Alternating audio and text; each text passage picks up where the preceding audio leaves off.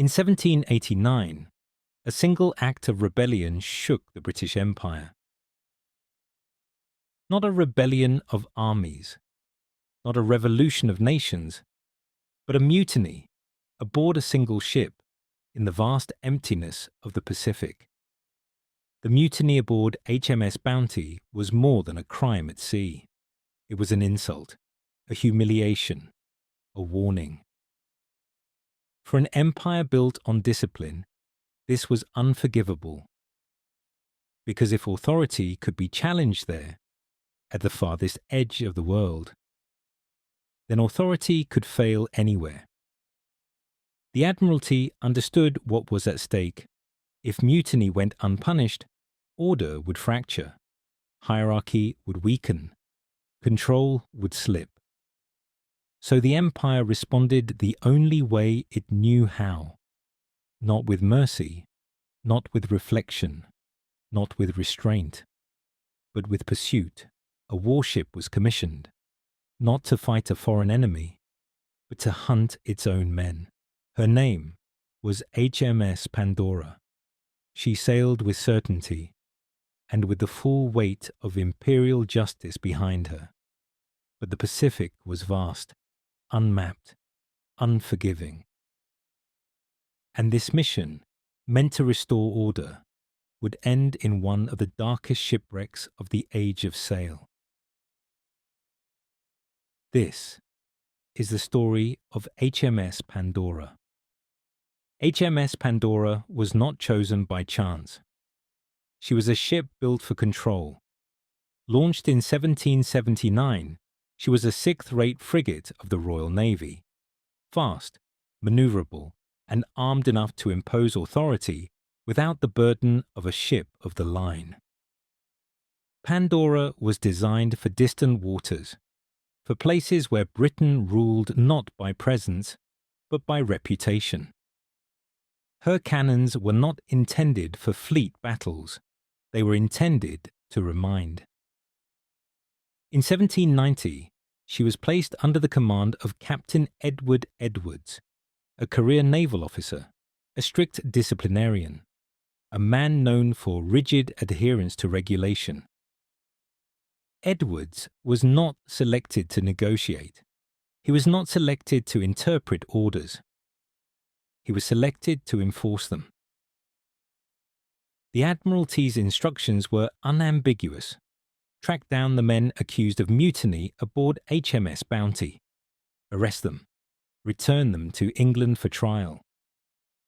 There were no detailed instructions on leniency, no guidance on circumstance. Judgment would be passed in England, not in the Pacific. From the moment Pandora left port, the tone of the mission was unmistakable. This was not a rescue. This was not an inquiry. It was a pursuit. A message carried across the empire. Mutiny would be answered. Authority would be asserted. Distance would offer no protection. As Pandora entered the Pacific, she sailed into waters that tested more than navigation. Months passed. Maps grew unreliable. Islands appeared and vanished again. The ocean stretched endlessly in every direction, indifferent to British law. Below deck, space was quietly modified. Timber partitions were erected, iron bars installed. A small wooden prison took shape. It would later be known as Pandora's Box. At this stage, it was empty. But its presence revealed something important. Before a single man was captured, before guilt was examined, confinement had already been prepared. As Pandora continued her search across the Pacific, the ship carried more than guns and written orders. She carried certainty, certainty that authority must be restored, certainty that discipline outweighed explanation, certainty that the empire's judgment would hold. Even at the edge of the world, That certainty would not survive the voyage.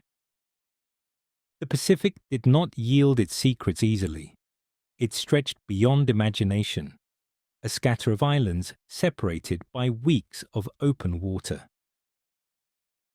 For months, HMS Pandora searched, not with certainty, but with fragments. Reports passed between ships, second-hand accounts from missionaries, rumors carried from island to island. Each landfall brought expectation, and often nothing. The men of the Bounty had disappeared into the largest ocean on Earth, but failure was not an option. In March 1791, Pandora reached Tahiti, the place where the Bounty's discipline had first collapsed and where some of its crew had remained behind. Here the search finally narrowed. Local accounts identified Europeans living openly among the islanders. Some had chosen to stay. Some had been left behind. Some had simply failed to escape. 14 men were taken into custody. Not all had taken part in the mutiny. Some were loyalists. Some had been detained against their will. Some were guilty only of circumstance. These distinctions were noted, but not resolved, in the Pacific. Each man was placed in irons. Each was confined below deck. The small wooden prison prepared months earlier was finally occupied.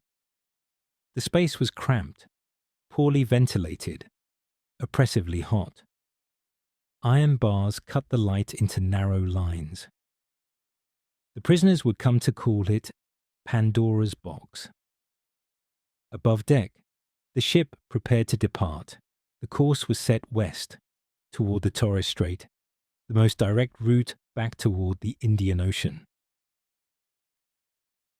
The hunt was over. The responsibility now was transport, not judgment. Judgment would come later in England. As Pandora left Tahiti behind, she carried 14 prisoners and a growing weight of consequence. The ocean ahead was poorly charted. The margins for error were thin. The most dangerous stretch of the voyage still lay ahead. By late August 1791, HMS Pandora was navigating uncertain waters. The Great Barrier Reef was not defined by clear lines on a chart. It was a labyrinth, broken water, hidden coral, and sudden destruction beneath deceptively calm seas. On the night of August 28, 1791, there was no moon, no clear horizon. The ship moved cautiously. Soundings were taken. Sails were reduced. But caution was not enough. Without warning, Pandora struck. The impact was immediate and violent. A heavy shudder ran through the hull. Timbers groaned. The deck lurched beneath the crew's feet. The ship had run hard onto the reef. Almost at once, water surged below deck. The hull had been breached. Orders were shouted. Sails were cut away. Anchors were dropped in desperation. But the sea was already in control. Waves lifted the ship and drove her back onto the coral. Again and again. Each blow widened the damage. Below deck, confusion spread. Men scrambled in darkness. Water rose rapidly, and deeper within the ship, behind iron bars, were the prisoners. For critical minutes, confusion, procedure, and urgency collided. The keys were not immediately at hand. Access was delayed amid the chaos, not from intent, but from a ship breaking apart faster than decisions could keep pace. As the water climbed, the reality of the situation became undeniable. The order was given to release the prisoners. Some forced their way upward through darkness and flooding water. Some were pulled free by crewmen. Some never reached the ladder. 4 men drowned below deck. Above them, the ship was failing completely. Cannons broke loose, masts cracked. The deck strained under the pressure. The pumps could not keep up. Time collapsed into minutes. Captain Edwards gave the order to abandon ship. Boats were lowered into heavy seas. Men jumped without knowing if they would surface again. By morning, HMS Pandora was gone. She slipped beneath the surface of the reef, broken, silent, and final. 31 crew members were dead. 4 prisoners had perished below deck. The ship sent to enforce order had been undone by the sea itself. What remained were survivors, adrift in open boats, surrounded by an ocean that offered no mercy. When the sun rose, HMS Pandora was gone. In her place were fragments, splintered timber, floating wreckage, and men clinging to whatever still kept them above water. Those who survived gathered into the ship's boats, open boats, overcrowded, exposed, unforgiving. More than 90 men had survived the wreck, crew, officers, prisoners. All now faced the same reality: no ship, no shelter, very limited supplies. The sea that had destroyed Pandora now became their only path to survival. Captain Edwards took command of the boats. Roles were assigned, rations counted, water measured carefully. There would be no waste. There could be no excess. The survivors set out through the Torres Strait, a maze of reefs, currents, and islands, poorly charted and little understood by Europeans. Progress was slow. Oars cut through heavy water. Sails, when raised, offered little certainty. Days blurred together. The sun burned relentlessly. Salt cracked skin. Thirst became constant. Men weakened. Some struggled to row. Some spoke less with each passing day. At night, the cold crept in. Wet clothes stiffened. Bodies shook uncontrollably. There was no comfort, only movement. Food dwindled. Water grew scarce. Hope became something internal, not spoken aloud. Navigation relied on fragments of charts, on dead reckoning, and on the determination not to stop. Each island carried uncertainty: fresh water or danger, relief or hostility. Some boats became separated, some men fell ill, some died quietly at sea, from exposure, exhaustion, or collapse. Weeks passed, against probability and against the expectations of many. Several of the boats reached Timor. The men who arrived were exhausted, emaciated, weakened, alive. Not all survived the journey, but the sea did not claim everyone. For the prisoners who had lived through the wreck, uncertainty remained. They were not freed. They were not judged. They were transferred onward, still under guard, toward England. The mission was no longer about pursuit. It was about endurance. HMS Pandora was gone. But her shadow continued to follow the men who survived her loss. The voyage was over, but the reckoning was not. Those who survived the wreck of Pandora were scattered across the edges of the empire, sick, weakened, and permanently marked by what they had endured. The prisoners, the men once hunted across the Pacific, were transferred from ship to ship until they finally reached England. In June 1792, the 10 surviving prisoners were sent to Portsmouth to stand trial before the Royal Navy. The charge was mutiny. The courtroom was orderly, quiet, certain. Here, there was no ocean to blame. 4 men were found not guilty and released immediately, their innocence supported by the testimony of William Bligh himself. 6 others were convicted and sentenced to death. 3 were executed. 1 conviction was overturned on appeal, and 2 were spared by royal pardon. Justice, as the empire defined it, had been carried out. And yet, the ship sent to enforce that justice never returned. HMS Pandora remained where she had fallen, broken across the Great Barrier Reef.